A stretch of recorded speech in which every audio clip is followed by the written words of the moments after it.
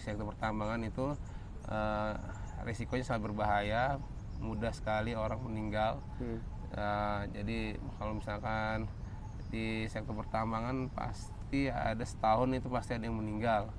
Kalau misalkan bisa di tahun tersebut tidak ada kecelakaan fatal, ya itu sudah capaian yang baik, cuman masih bisa ditingkatkan lagi.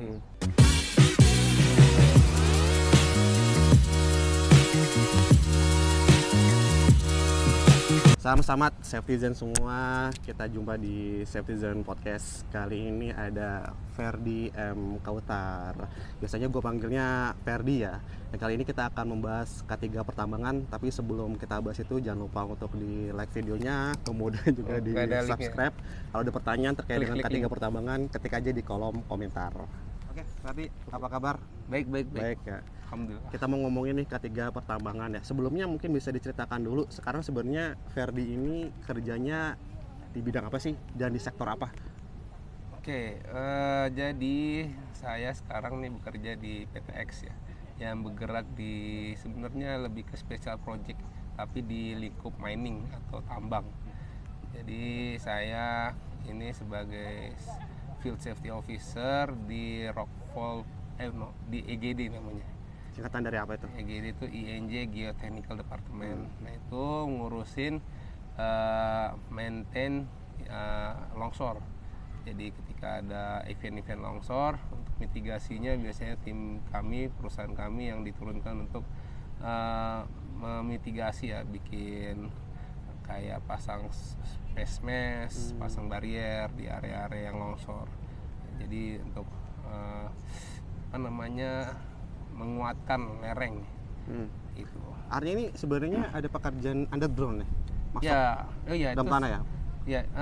Ya itu special project selain di Rockfall Protection atau di Geotechnical Department. Perusahaan kami ini juga bergerak di core geologi ya, geologi sampling. Itu ada ambil sampel di underground, itu pakai disubkonkan lagi. Dan nanti tim kami geolog ya, geologis yang akan cek ke dalam, namanya quick lock. Nanti dilihat sampel-sampelnya, dilihat secara sekilas.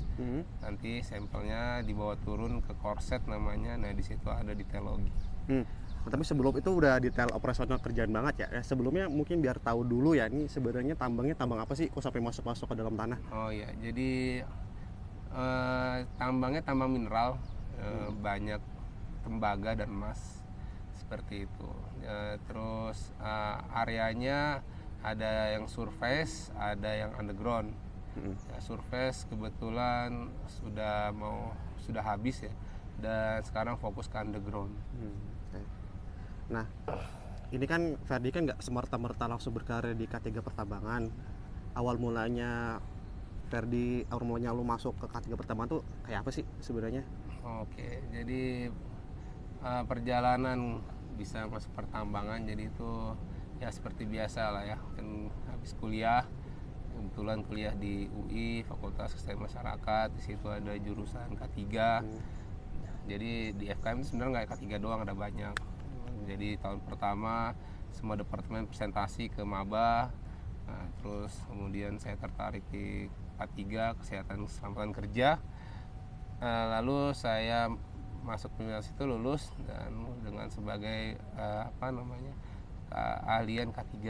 Nah, ketika mencari kerja, saya apply semua lowongan bidang bisnis ya, semua lini bisnis. Babi buta. Iya. namanya juga fresh graduate. Jumlah ya, menambah jumlah pengangguran baru ya kalau fresh graduate ya. Jadi apapun di apply. Nah, kebetulan yang diterima di awal itu perusahaan di bidang pertambangan. Seperti itu. Enggak pertambangan sih, maksudnya ya lebih banyak porsi pertambangan, cuman di dia ada 3 lini bisnis lainnya. Cuman dia terkenalnya di pertambangan. Sektor apa tuh kalau waktu itu? Yang pertama itu di batubara. Kalau magang dulu? Magang dulu di sektornya? Sektor kimia, pupuk. Sektor pupuk ya. Jadi sebenarnya baru ya pada saat itu masuk ke perusahaan tambang tersebut sebenarnya Iya. baru. Oke. Nah, ada nggak sih kompetensi khusus gitu ya? Kan kalau Fadi tadi ceritanya tentang K3 Fakultas Kesehatan Masyarakat itu kan sebenarnya semua orang punya ya. Ada nggak sih kompetensi khusus, skill khusus nih untuk orang-orang K3 bisa bekerja di pertambangan? Kompetisi khusus sebenarnya untuk sekarang ini ada ya, karena mungkin program pemerintah juga ya untuk namanya membuat kompetensi di bidang oil and gas, di bidang pertambangan. Untuk sekarang ya, untuk di pertambangan pemerintah punya program sendiri ya, program sistem manajemen sendiri namanya SKKN ya, bukan ya? SMKP namanya. Kalau itu kan sistem manajemennya, tapi kalau Iya. kompetensinya itu SKKNI Iya, bukan sih? SKKNI ya, termasuk dari salah satu elemen ketiga SMKP, itu kan organisasi dan personel. Nah, situ ada elemen kompetensi, sub elemen kompetensi, yaitu berhubungan sama SKKNI gitu. Nah, jadi nggak semua kerjaan itu ada SKKNI-nya. Gitu. Cuma ketika ada SKKNI-nya harus mengikuti aturan seperti itu. Contoh apa sih satu dari profesi K3 di pertambangan yang ada di SKKN itu apa contohnya? Misalkan juru ukur, juru ledak, terus ada ahli keselamatan pertambangan, IH, pokoknya ahli apa sih namanya? Kalau IH kan bahasa Inggris ya, kalau bahasa Indonesia industrial hygienist sama ya. Kesehatan ahli K3 lingkungan bukan sih kalau di Kemenaker lingkungan itu? kerja ya. Iya. Lingkungan kerja. Ya kayak gitu-gitu. Jadi apa namanya? Sebenarnya yang ada di SMKP itu ada baru di bawah 10 ya, yang udah dispesifikasi ya, juru ukur, juru pesawat alat angkut, terus juru ledak, ada juru yang lain-lainnya, saya nggak ingat semua.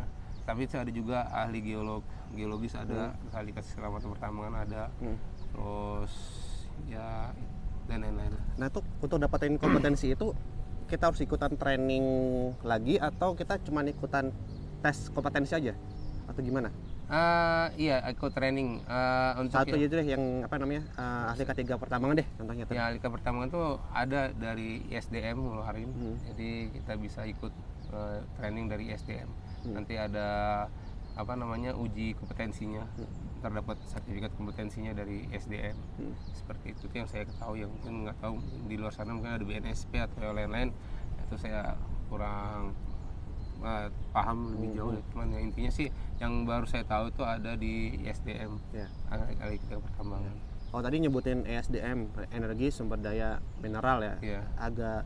Agak beda nih kayak sama manufaktur. Manufaktur kan lebih ke Kementerian Benar. Tenaga Kerja ya. Iya. Nah ngomongin soal perbedaan antara manufaktur sama tambang, menurut lo nih Fer, apa sih yang menjadikan khas banget ini sektor pertambangan? Yang menjadikan khas banget sektor pertambangan, lebih bisa dispesifikkan lagi pertanyaan maksudnya? Ya perbedaannya gitu, perbedaannya apa gitu? Mungkin secara apa ya? Secara bahaya, secara cara kerjanya mungkin ada rosternya kan gitu, atau kehidupannya seperti apa? Oke. Kalau secara perbedaan pasti berbeda ya, dari namanya berbeda kan, satu manufaktur satu mining apa pertambangan itu udah berbeda. Kalau dari lingkungan kerja ya pasti kalau manufaktur tuh bisa di kota-kota besar atau di Pulau Jawa lah banyak. Tapi kalau di pertambangan kita pasti banyak kan, hampir sebagian besar di remote area yang ada lokasi-lokasi mineral. Jadi kalau manufaktur pabrik bisa mengikuti tempat, tapi kalau misalkan pertambangan ya kita harus mengikuti sumber mineralnya. Seperti itu. Terus itu dari lokasi, juga dari sistem kerja tadi seperti Saudara Agung sebutkan tadi, Bapak Agung, apa namanya, kalau di pertambangan ada yang memakai sistem rooster ya. Rooster itu macam-macam variasinya, ada dua banding satu, maksudnya 2 minggu kerja 1 minggu off, atau 3 minggu kerja 1 minggu off, itu rotasi rasionya ya, ada 21 ada 31. Terus itu Fer, terkait dengan bahaya. Tadi kan perbedaan tuh. Tadi belum dibahas tuh bahaya spesifik yang ada di pertambangan. Iya. Ini dibandingin sama manufaktur. Manufaktur atau sama yang lain, sama konstruksi juga nggak apa-apa. Oh iya. Nah. Ya kalau pertambangan pasti bahayanya. Jadi di pengalaman saya tuh setiap perusahaan pertambangan pasti punya golden rules atau apa namanya bahaya fatal, bahaya yang menyebabkan kematian tuh yang sering terjadi menyebabkan kematian, sehingga dibikinlah golden rules atau inilah aturan-aturan yang pasti menyebabkan mati. Nah, dari situ bisa kita simpulkan kalau di sektor pertambangan itu risikonya sangat berbahaya, mudah sekali orang meninggal. Jadi kalau misalkan di sektor pertambangan pasti ada setahun itu pasti ada yang meninggal. Kalau di manufaktur saya kurang paham statistiknya, mungkin lebih kecil ya pasti ya, karena risikonya juga berbeda.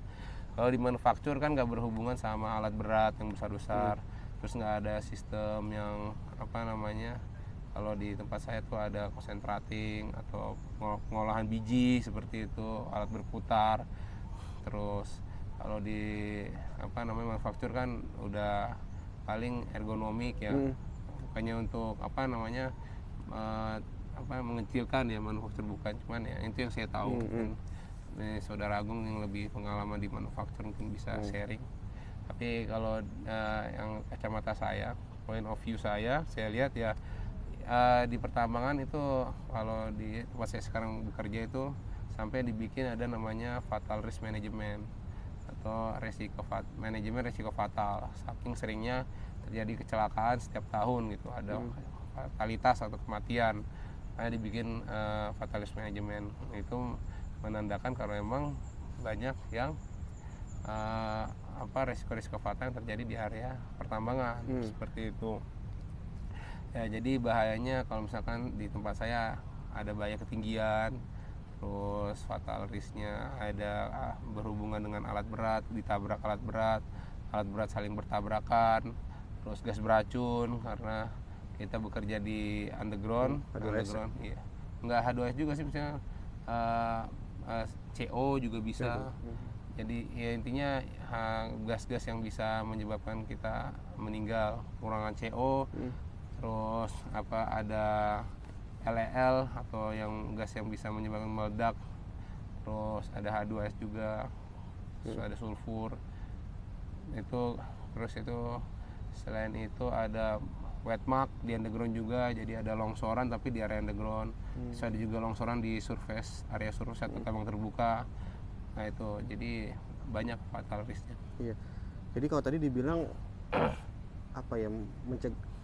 zero fatality itu aja udah bagus ya. Zero Iya. Kecelakaan nol yang meninggal aja itu udah bagus Iya, ya. Saking tingginya risikonya berarti sana. Betul. Jadi untuk ya alhamdulillah ya, untuk tahun 2022 kemarin di perusahaan kami bisa mencapai zero fatality. Terus itu ya bisa dibilang pencapaian yang luar biasa ya, karena ya tadi karena saking banyak resiko area kerja dan orangnya banyak, itu probability kecelakaannya semakin besar seperti itu. Jadi ya, kalau misalkan bisa di tahun tersebut tidak ada kecelakaan fatal, ya itu sudah capaian yang baik, cuman masih bisa ditingkatkan lagi. Walaupun fatal nggak ada, tapi yang lost time banyak kan.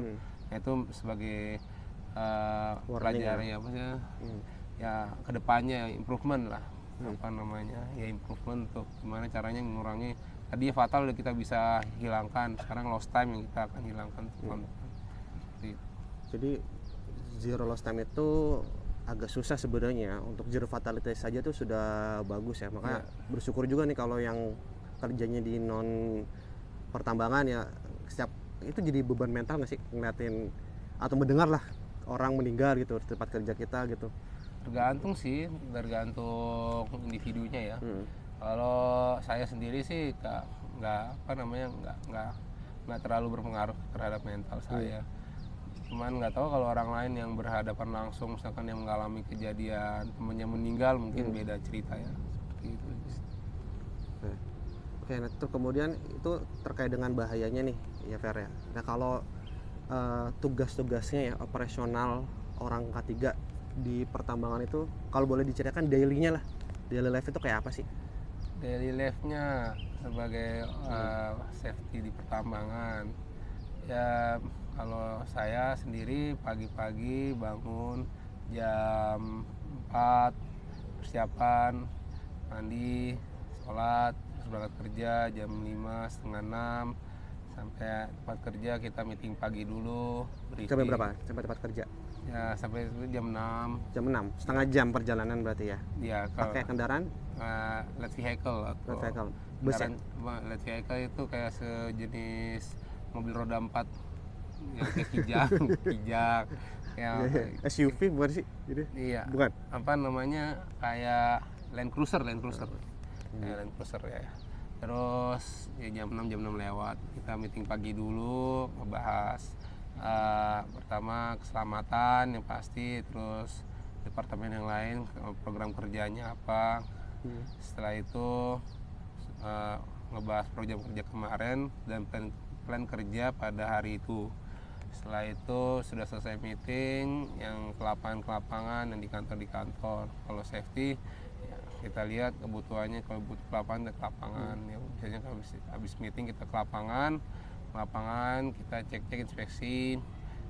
inspeksi area kerja, terus lihat-lihat melakukan PJO, melihat teman rekan-rekan kerja Panjangan apa itu PJO?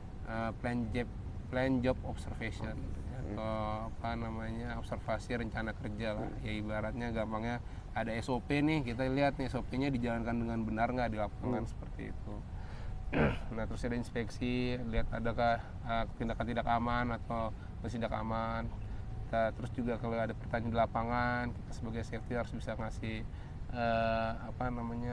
nasihat-nasihat atau solusi lah terkait keselamatan ya, saran seperti apa pekerjaan yang misalkan banyak ditemui sih kalau di lapangan ada aktivitas baru atau ada kegiatan yang gerakan tambahan kerjaan tambahan gitu.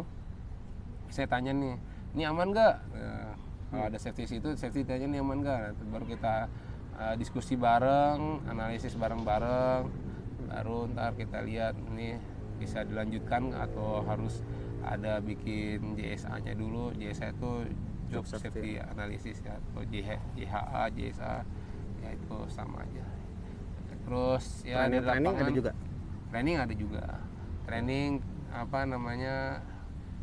kalau misalkan induksi itu juga termasuk. Jadi kalau tiap tahun nih seperti sekarang awal tahun ini nih, ada namanya annual refresher induction. Jadi induksi kita di refresh kembali terkait tergantung area kerjanya. Itu kalau di perusahaan saya sekarang, kalau perusahaan saya sebelumnya induksi hanya diberikan sekali ketika mereka masuk ke set pertama kali. Nggak berulang. Iya nggak berulang. Kayak gitu. Oke. Itu kan yang setiap harinya ya. Ada nggak sih yang khusus, misalnya kayak sekarang ini lagi bulan ketiga gitu kan, atau misalnya ada manajemen review gitu, ada nggak yang khusus? Ada. Gitu? Kalau misalkan ngikuti SMKP itu kan ada SMKP 7 elemen terakhir itu ada tinjauan manajemen. Nah itu manajemen review pasti dilakukan di akhir tahun. Nah terus untuk setiap bulannya ada safety meeting tiap minggu, ada steering committee meeting setiap bulan. Terus ntar ada audit SMKP, ada fresh MS audit atau audit sistem internalnya dari klien. Terus ada audit ISO 18.000 ya, 45001. Terus ada ya itu ada audit. Artinya sebenarnya ada yang di lapangan, ada yang di kantor. Office, kita ya. buat manajemen sekalian juga menginspeksi di lapangan. Oke, Fer, kalau misalnya karir di pertambangan itu tadi kan lu sebutin field safety officer ya. Sebenarnya jenjangnya tuh kayak apa sih? Ya beda-beda sih, tergantung perusahaannya ya. Yang pasti level 1, 2, 3 ya. Kalau di perusahaan saya yang lama itu level 1 officer, level 2 ntar koordinator, level 3 superintendent, level 4 langsung manajer. Nah kalau di perusahaan sekarang saya sama level 1 itu FSO ya, field safety officer.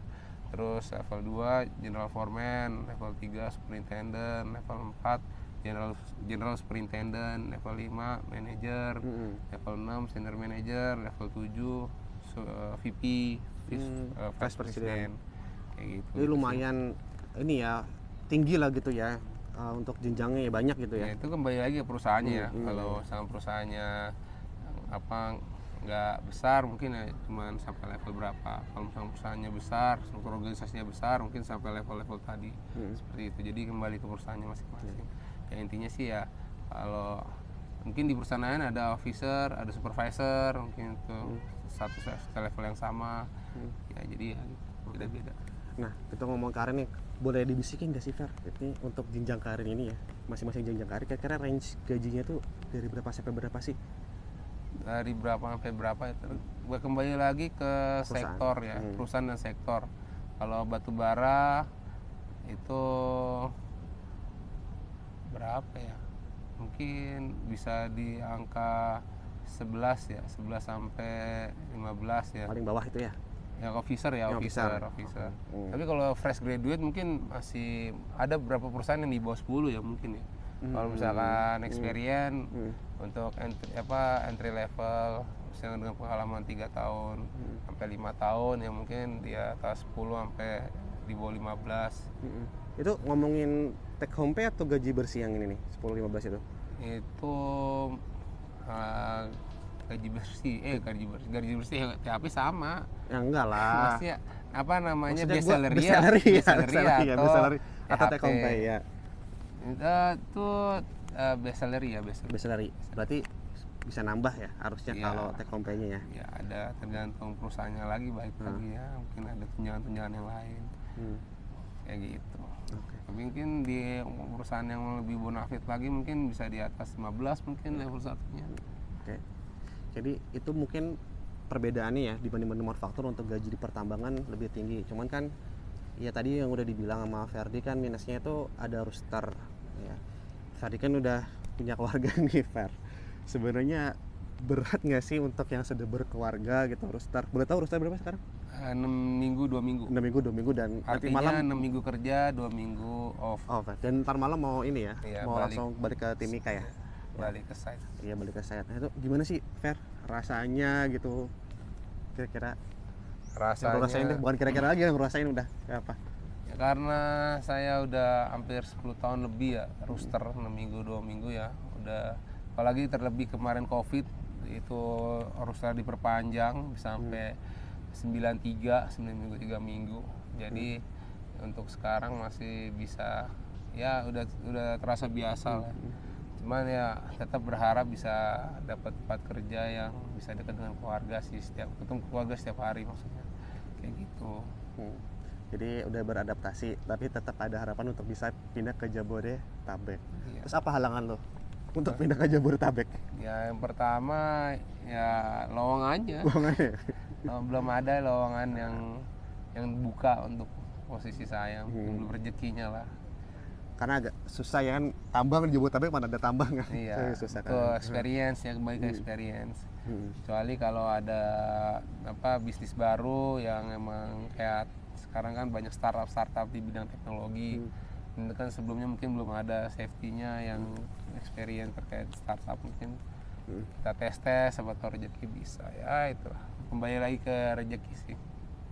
Iya, kembali ke rezeki. Terus lo sebenarnya untuk fresh graduate nih, lo menyaranin nggak untuk berkarir di K3 pertambangan?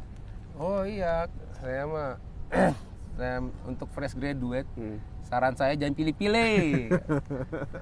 Ya ajar aja. Cuma sekalian milih susah keluarnya kayak lo dong berarti. Sekalian itu milih. rezekinya di situ. Iya. Iya. Kalau misalkan mau milih-milih ya silakan tanggung resiko sendiri. Toh susah cari kerja. Kalau mau cari pengalaman ya jangan pilih-pilih. Ya kalau misalkan apply aja dulu semua, manufaktur, pertambangan, migas. Kalau misalkan nggak dapat di migas, dapatnya di pertambangan, ya berarti rezekinya di situ. Kalau misalkan nggak dapat di pertambangan, nggak dapat di migas, di manufaktur, ya rezekinya di situ. Apa dapatnya di logistik, ya jalanin aja dulu. Ya, untuk fresh graduate tuh utamakan experience ya. Jangan gaji. Ingat experience dulu.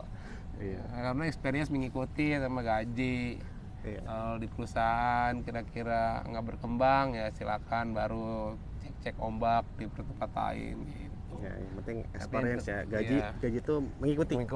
Yang penting experience dulu, cari ilmu sebanyak-banyaknya. batasnya 3 tahun. Kalau misalkan 3 tahun dikira nggak nambah ilmu, nggak nambah gaji, ya baru coba cek-cek pindah lokasi tuh. Oke. Nah, kemudian untuk tadi kan udah banyak keuntungan yang kita bahas ya. Kalau menurut lo di mata lo nih ya, sebenarnya kekurangan kerja di K3 pertambangan itu apa sih? Dan lo bagaimana cara untuk mengatasinya? Kekurangan kerja di K3 pertambangan, ya tadi jarak ya. Jarak. Itu jadi yang paling utama ya. Jarak Iya. dari keluarga. Iya, jarak dari keluarga. Kecuali kalau bisa bawa keluarga dekat sama tempat kerja ya mungkin beda cerita ya. Kalau saya sih pertama jarak, terus masalah apa namanya pengembangan diri juga, apa namanya ya itu masih jadi apa namanya ya masih jadi masalah buat saya. Iya, iya. Oke, nggak usah kita lanjutin nih, kalau lanjutin akan jadi curcol. Jadi itu aja. Terima kasih untuk menonton. Jangan lupa untuk di-like videonya, subscribe, dan kalau pertanyaan isi di kolom komentar. Terima kasih. Salam selamat.